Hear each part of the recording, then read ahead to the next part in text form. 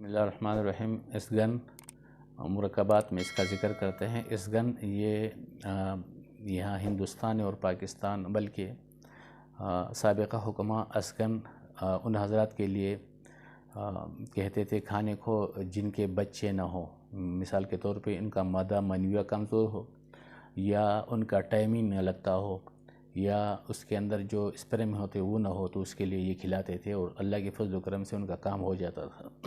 اس کو اسگن بھی کہتے ہیں، اسگن ناگوری بھی کہتے ہیں، 2-3 قسم کے ہیں۔ زیادہ طور پر اس کی جڑ مستعمل ہے اور تازہ پتے بھی استعمال کرتے ہیں۔ گرم پہلے درجے میں اور خشک دوسرے درجے میں ہے۔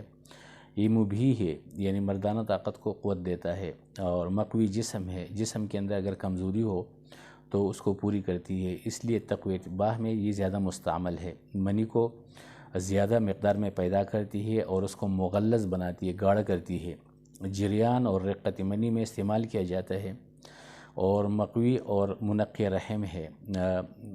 مستورات کی جو بچہ دانی کی بیماریاں ہیں اس کے لیے ایک بہترین چیز ہے اور وضع حمل کے بعد استعمال کیے جاتے ہیں، یعنی بچہ پیدا ہونے کے بعد جو کمزوری ہوتی جسم کے اندر تو اس کو کھلاتے، اس سے یہ بالکل کلیئر ہو جاتے ہیں۔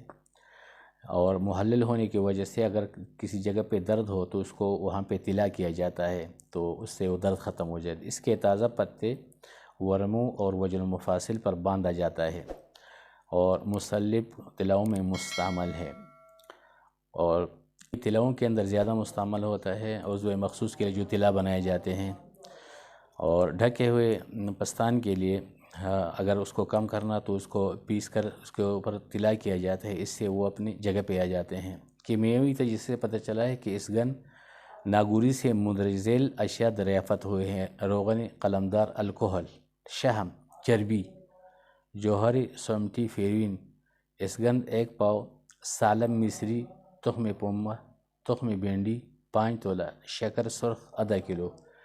تمام ادویوں کو صفوف بنائے، صبح و شام 5 گرام تازہ دودھ سے استعمال کریں۔ جن حضرات کے اولاد نہیں ہوتی ہے تو ان کے لیے ایک بے نظیر دوا ہے، یہ اسپرم کو مکمل ہو کر قابل اولاد بنا دیتی ہے۔